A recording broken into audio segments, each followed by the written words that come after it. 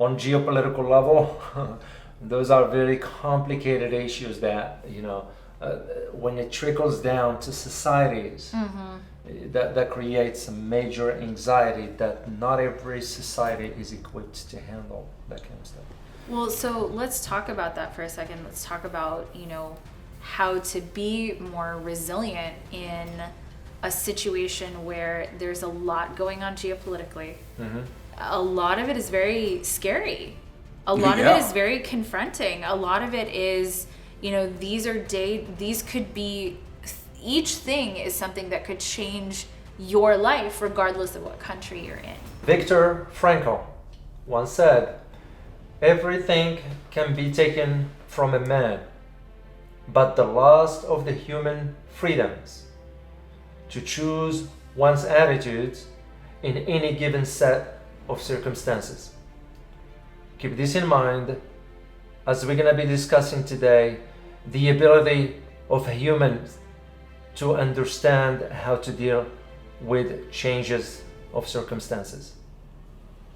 My name is Dr. David Waralu. And my name is Dr. Ross Stewart. And my name is Elizabeth Ann Stewart.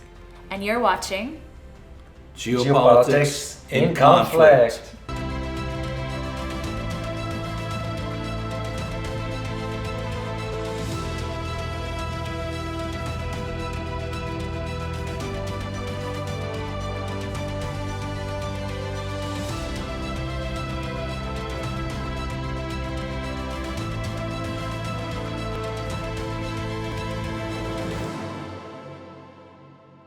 And I'd like to introduce my daughter, Elizabeth Ann Stewart. Well-trained in neurolinguistic programming, well-trained in hypnosis, well-trained in micro-expression, which is its own very special thing to do. And I'd really categorize you as a human growth strategist. Thank you. And I'm very, very happy to be here. So, today we're going to just have a conversation. We figured, matters of geopolitics, since our show is on geopolitics, today we're just going to have this conversation with Elizabeth. Why? Because we wanted to have a different perspective to see how we can assess a human reaction to changing circumstances.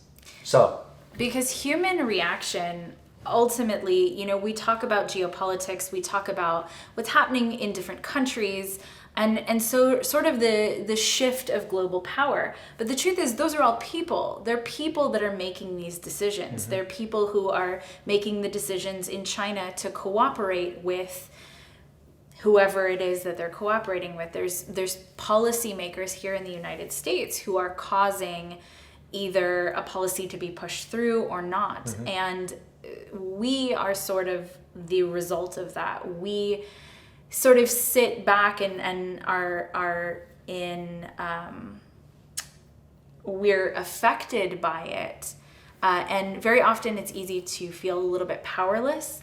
And the best thing that we can do is to be informed, which is what you guys do here, and why I think it's so important that people watch the Geopolitics and Conflict show. Well, that's correct, because we always address the geopolitical issues, but here is the hidden reality of it, that there is a human aspect attached to that. As you mentioned, the idea of decisions are made in China or made in Russia or made in Bolivia, humans are impacted by those decisions. Where I see the challenge personally, and I speak for myself here, is the idea of, do we understand the psychological impact of those decisions transcending from a centralized government and trickle down to the average citizen? Well, so what do you feel right now is probably the most challenging geopolitical situation that we have going on, the most challenging to accept? I have my theories on what this is, but I'd like to know what yours are. Well, one of the things that I've been keeping an eye on is the shift of wealth from the west to the east, and how that's going to impact us humans if we do not understand it. And Ross, you would be a better suited to talk about these aspects, given the human psychology part of it.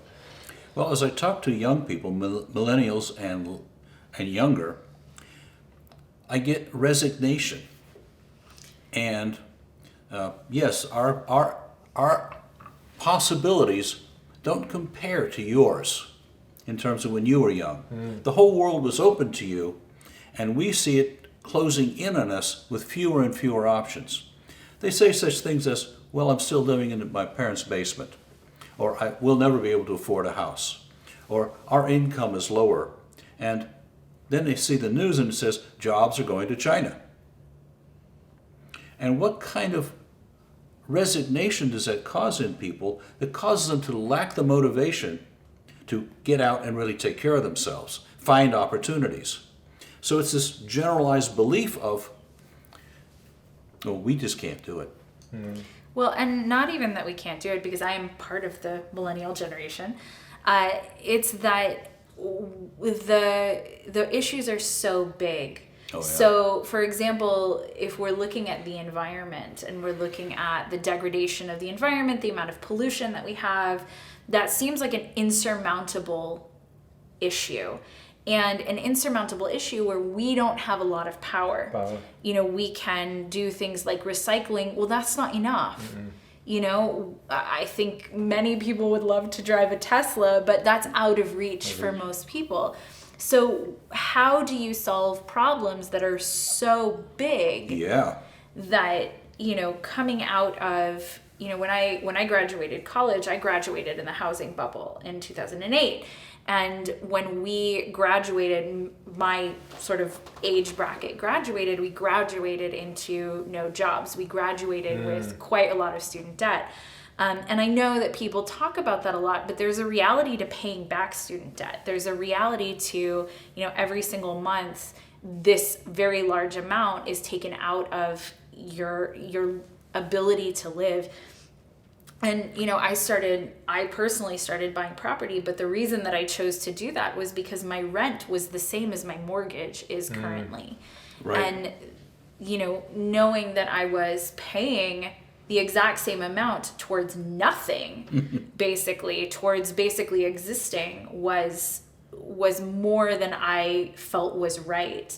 But, you know, even a mortgage process is something that I didn't really have any understanding of how that worked until I started to go through it. Or how complicated it is. That's correct. So, well, it is true. It is true in the sense that the global issues, yes, they are on a global scale, and an average Joe or average Jane might not have an understanding on that. The key that I see personally on that is that this decision trickles down, and where it becomes very challenging for some of us, not all, is how to channel that energy into understanding how this is impacting me and what should I need to do to find a solution to it rather than resisting it. Well, you know, and I want to sort of tackle back to what you were talking about with the power transfer from the West to the East. So I remember when I was a kid, you know, we used to say on the playground, which is such a weird thing, but we used to say, well, I can do what I want. This is a free country. And I haven't heard anyone say that for a very long time. Right. And I think that's partially because so much has been transferred over to the East. And to me personally, I think that's interesting, and I think it's hopeful in its own way. But I can see that we feel a decline. I think as a population here in the United States, we feel a decline in what we're able to do in our standing. When everything happened in the last year, you know, the restriction on travel for Americans was almost blanket. It was substantial all over the world. And, you know, we had never, when I went to China, I had to get a visa, but there are very few places that I've ever traveled where I needed a visa. And all of a sudden travel was very restricted for us in a way that had never been before. And so I think that there is some unrest. I think there is nervousness. I think that people are not really sure which way to turn or who to blame or who to go to change that or who to go to for help to change what's happening. We can't stop the jobs from going over to China.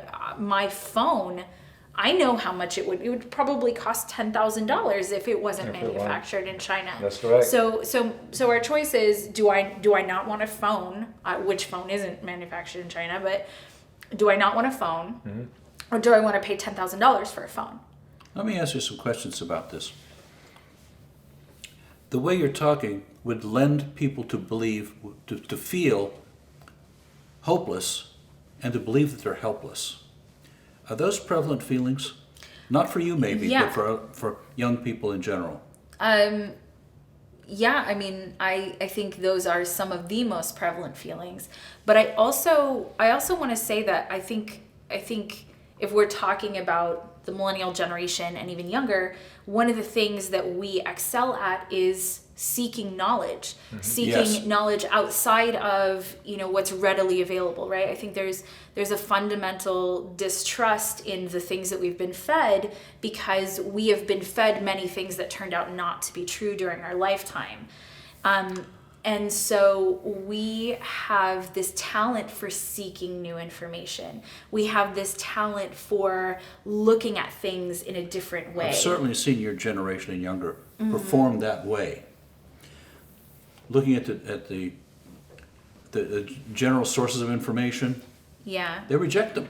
Right, and go to alternative sources. And so even though there is a sense of hopelessness, I also feel a very strong sense of desire for change, desire for changing the way that things have been, that have caused us to be in the situations that we're in right now. A lot of the negative situations that we're in, even politically, you look at the situation and you say, do we really need this conflict? Do we really need to be in this war? Do we really need this policy? Do we really need this? Is this what is really best for us? Is this what is really best for the world? And so I find the millennial generation to be thinking more holistically in terms of what is the best thing for the world as a whole. And I think that is deeply hopeful. And so I want to put that on us too, because sometimes out of the darkest times come the best, most brilliant solutions. And I think that's what we're starting to see right now. But that only if the people are emotionally aware. Shall we use the Absolutely. term? You won't expect everybody to be at that level, because not everybody is. I will use the term educated, but not in academic setting. Educated Right. emotionally. Right. Not everybody is psychologically apt to handle adverse circumstances. Absolutely. Not everybody is aware of his or her surrounding. Yep. You know, That's including absolutely true. So all those what you just mentioned, yes, because the generations that you're talking or referring to has the ability to do that. Now, if we take that example and apply it to, let's say, the millennials in China, how will they Sure. be viewing the same setting, except in reverse, because China is going in a different direction than the United States is. When we were in China, we got to interview some of the young people who are this age. And they were hopeful. They were optimistic. They saw the world as full of opportunities. They talked about world travel. They talked about, well, we play ball with the government and they let us alone, which meant enormous freedom. And the attitude was so positive as opposed to what we're facing here. Yeah. Well, I think it's maybe the difference between, where we came from. I remember growing up, it was kind of the land of opportunity, the land of promise. If you do these things, you're going to have this amazing life, right? You're going to have, I remember Grandpa, my grandfather, he said, oh, when you graduate from college, you should have 20 people knocking on your door, right? Because you graduated from college. Well, back when my grandfather graduated from college, he would have been It was true. It was a long time. Yeah, it would have been true. And now that's not the case. So, we're coming from a situation where the U.S. is not quite the global power that it used to be. Not that it's not a global power, it still very much is, but it's not quite what it used to be. And I think China is coming from the opposite situation where they're in a growth cycle right now, whereas we're in a bit of a decline cycle. Do you agree with that? Well, I do, but those ones have to be contributed to some other failed policies, domestically speaking. And this is where the question becomes of how do politicians impact geopolitics? Yeah. Because any wrong policy, because what an average citizen does not understand is that policies tends to impact citizens more so than any other entity within society. So if there is wrong decisions, it's going to trickle down society, and if those individuals are not well informed, they're not going to understand how to process that information and figure out a solution to deal with those problems. Well, what do you think are some of the biggest failed policies in the United States? Well, you that think have trickled down Well, that you way? think about, and if I am to tie it, I'm over 50 years old. So if I am to tie that one to the millennial age bracket, you start to think in terms of the tax policy. Okay. As a simple Yeah. example. You are looking at a disparity within society when the millionaires and billionaires are paying 0 to 3%. Yeah. And an average citizen, it's 25, 35. it's between 28, 40, yeah. actually 28 to 35, depending again on. So And it can be even higher than that. yeah, and this is where the key is that most Americans, since we speak of our society, most Americans do not understand that it's the middle class that sustain American economy. Because if you look at the pyramid of the American society, you have the 1% at the top. Those Who pay are nothing. the billionaires and all that stuff. Then you have the 1% at the bottom who have nothing. Nothing. So I sympathize with those at the bottom if they don't pay taxes because they don't have any. Yeah. Then what are you left with? Yeah. Right. That's the majority of society. Those are the ones that sustaining the American economy. And when you have a generation that is, was told you're going to go to school, graduate, and you're going to have the jobs and all that stuff, all of a sudden they're faced with the reality that, wait a minute, why things are not turning out the way, that becomes that negative thinking creeping over the minds of those individuals. And as you and I know, and all of you know, so, the individuals are the pillars of society. Absolutely. You take care of that, you take care of society. Also, what happens when you don't really have any heroes anymore? I No think, one to look up to. I think that's I true. can remember one time we were in a bank and we were talking to the girl who was helping us, and she said, when I graduated from college, I actually thought by this time, I'm 23, that I'd be a billionaire like Bill Gates. I'm going, really? Well, and What a disappointment. even looking at, Bill Gates has been in the news quite a bit lately for some Not of exactly a hero. not exactly a hero. And I think that that's where we're getting to as well, is understanding that, our heroes are flawed people as well. And some of the ways that they got to be where they are not the ways that we learned that they got to be that way. Yeah. We have all these books that are like, this is how you be successful, just like Jeffrey Epstein. And turns out that's not how he got there. And and so there is absolutely a loss of the, this is the person that you should be like. This is the person that you should do these strategies, and this is how you get there. I think there is a sense now more and more that there is no one way to get somewhere. There is no one path. There is no one way to do something. And that can be challenging on its own because there's no rules anymore. There's no steps for this is how you get this. But that's not just millennials, that's everybody. Yeah. Nobody has that anymore. If you look at, where most Americans and most people around the world, China is a very different place, even for the people who are older, than it was when they were younger. Here in the US, how many people don't have a retirement?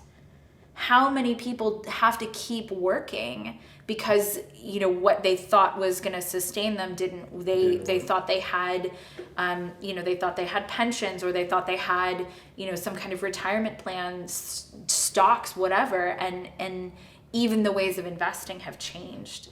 And so I think that the fundamental understanding that there are no paths anymore, there's no set path to be able to take care of yourself to wealth, that you really have to figure that out for yourself, and that everything is open is a double-edged sword. Because, like when you go into a parking lot and all the parking spaces are open, which parking space do you choose? Yeah. Which criteria do you use to choose a parking space? And very often, over-choice leads to no choice at all. So when there were a set parameter for this is how you succeed, you do this, then you do this, then you do this, it's in its own way a lot less stressful. But right now you have to choose everything. You have to choose how you're going to succeed. You have to choose how you're going to invest. You have to choose who you're going to listen to, how many people you're going to listen to. You have to choose all of that. And in its own way, that's stressful. Yeah, and this is where people, some of them will not understand how to handle that kind of shift. I read a really interesting psychological study. It took a group of people and said, they took them to a store that had 50 options as to jeans to purchase. And they took them to another store that had 3 options. The people with 3 options experienced much less anxiety. Yeah. It's like over choice, and that's exactly what you're talking about. Yeah. Too many options. And what do you do with that? Yeah. Because no matter, and here's the thing, when there were 3 options, if you picked one, you were happy with it. Right. With 50 options, you picked one and said, well, that might have been better. And a major cause of stress and dissatisfaction. Well, I think that's what we're facing right now, a whole lot of dissatisfaction. I agree. I think dissatisfaction, and rightfully so. I think it's rightfully so to be dissatisfied with the way that things are right now. Well, except that those on geopolitical level, those are very complicated issues that when it trickles down to societies, that creates a major anxiety that not every society is equipped to handle that kind of stuff. Well, so let's talk about that for a second. Let's talk about how to be more resilient in a situation where there's a lot going on geopolitically. A lot of it is very scary. A lot of it is very confronting. A lot of it is, these could be, each thing is something that could change your life regardless of what country you're in. That's an accurate assessment, because there are certain we use the term flashpoints around the world that if an armed conflict erupts, you're looking at it could trigger some major global catastrophe. Yes, it's a major there are issues that where the challenge becomes, personally, and I see, is whether you have a society that is informed, at least to understand those dynamics. And when you have a society that is not engaged, informed, have a greater understanding, then it's left to its demise, basically. Yeah. Well, how do you cope with the fact that the news media is not believed? Well, I think you watch the Geopolitics and Conflict show. Well, there's that. I think the answer is that you go to alternative sources from people that you feel make sense. I think what you guys do makes a lot of sense to people. It's easy to understand. You explain it in a way that's plain and simple. While still very complex, because they're complex issues. and people really resonate with the way that you present information, and also you provide information that isn't readily available any other way. Yeah. Yeah. Well, that becomes also the whole idea of responsibility. You know, as a member of a human race, if I may use the term, you know, I've always asked myself the question, what am I doing here? You know, and if I have an answer, then how can I serve others? Yeah. Because that And becomes we the share question. that. Yeah, yeah. All It three becomes of us always, share that. yeah. It becomes the question of, this is not about just take. You gotta give. And one way I think of my contribution to humans or human race is sharing knowledge or information. You know, because to me it's useless if you have any information, you sit in on it, and without sharing it with others. What's the point? Yeah. You know, I think we haven't said it out loud in words before, but I think we share an underlying philosophy that says we want to give you things that you can make up your own mind. Yeah. And the core of that is having a respect for the rights and dignity of all people. And I Yeah. think that we really attempted to make that shine through in our show. And this is why I think this idea of a panel like this is very, very important. And because I believe our viewers can relate to this setting, because it is my belief that it could be someone in his home or her house having the same discussions, just on a different level. So to me, setting like this will be very, very crucial and important, and just to bring the issues to our viewers in a simple manner for them to understand. You know, I really like that idea, inspiring people to have this kind of conversation. Yeah, Yeah. Because it is so respectful. yeah, Yeah. yeah. Because that's one thing is missing in America right now. We don't have dialogues anymore. Yeah. You know, if you don't agree with me, then you are the enemy. Why? Why? What happened? I have a very this is a big thing for me, because there has been in our sort of consciousness in our conversations in the United States specifically. This is not the only place where this happens, but this happens here a lot, where there is the thought that if someone believes differently than me, they're dangerous to me. Wow. Right? And you I've hear heard that all- over and over again. It's been a really big piece of the conversation here, is that your point of view is dangerous, right? Politics in the political discussion, when we had the elections, even the last set of elections, not even the recent one, but the last set of elections, and it's been going on for a while, that each side thinks the other side's point of view is harmful and dangerous to them. And there's the feeling that if you believe something that I don't believe, then somehow that's going to harm me. And I think that's probably the biggest hindrance to any kind of real dialogue or any kind of real change happening, is that having an open mind isn't valued anymore. But your political difference isn't gonna destroy the world. It's not gonna hurt me. It's not gonna hurt the world. There's not this danger that I think is being peddled all the time. The other side isn't the villain. The other side isn't the enemy. And one thing to understand about human nature overall is that for the vast majority of the time, people think they're doing the right thing. Yeah. Right? Even if what you think they're doing is wrong, if you ask them, they genuinely feel like the thing that they're choosing and the thing that they're doing is right. Just like you think the thing you're choosing and you're doing is right. That's true. And so to come at someone and understand that they feel like they're doing the right thing, and for the most part, they think they're doing the right thing for the world. They think they're doing the right thing for the greater good. And they are not dangerous to you. And a new idea is not dangerous to you. It's not a challenge to the way that you think.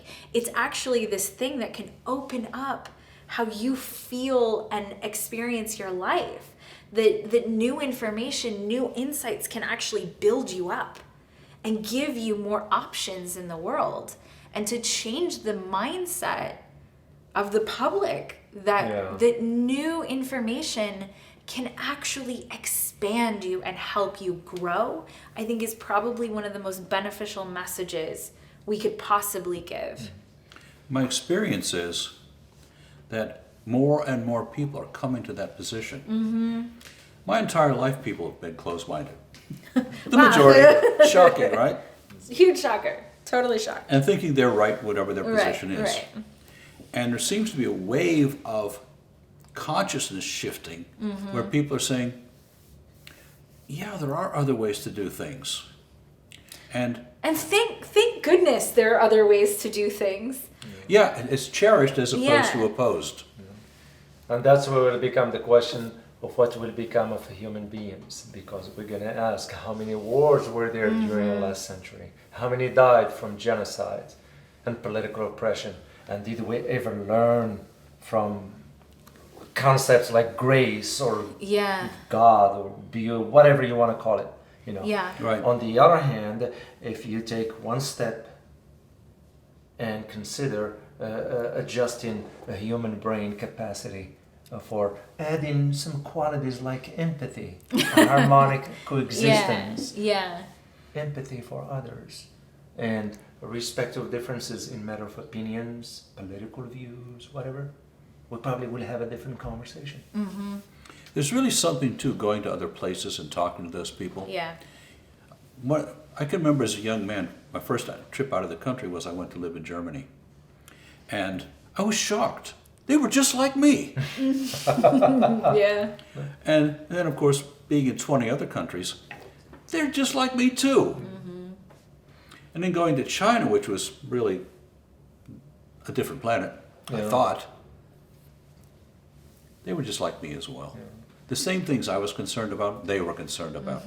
Themselves first, their family second, and on and on. The similarities were at first shocking and then reassuring. Well, and ultimately, you know, we all have just a few things that we want, right? Like we all want safety, we all want to be heard, we want to be able to express ourselves, we want love, we want our families to be taken care of, we want financial wealth and stability. You know, we want the same things. It doesn't matter where you are in the world, you want the same things. And that's been my experience as well every time I've gone anywhere else, is that, you know, everyone has these same needs. And my personal experience is, for the most part, the general population, right? Like, you know, there's obviously outlier situations, or there's always. other, you know, when you're in a wartime situation, for example, those people do not have your best interest at heart. They can't Obviously, afford it. they can't afford it. But in a general population to general population standpoint, I think for the most part, people have each other's best interest at heart. And I think that that's something that is really beneficial to understand too. No, that's correct. Just to piggyback on your last point, out of all my trips around 25 countries, when I was still in military and all that, yes, you come across certain parts of the world where there is no running water. There's nothing, and yet they are so humane. They look at you like another human being, welcome you to their place, regardless they don't have much, and also they get concerned for your safety. I remember one particular location, and the locals were telling me, "Mr. David, do not go to that area over there." And I said, "Why?" They said, "They will kill you because they don't like foreigners." And to me, I was very touched by the fact that those guys, they don't know me that Right. way. And yet it's just that human connection, just another human being. They didn't look at me as an American, they looked at me as a human being in one way. And same for me. I looked at them like, just because they don't have running water, it doesn't mean I can sit down and have a conversation with. I can sit down and have a meal with them in their dish and eat from the same dish. And you know why? They're just another human being like me. Just they were born under different circumstances. So that's usually where I see the challenges some of us, not all, some of us are facing. And the geopolitical issues are very, very complicated, and that's what we're hoping to achieve with our show, is by simplifying that language and make it accessible to everybody.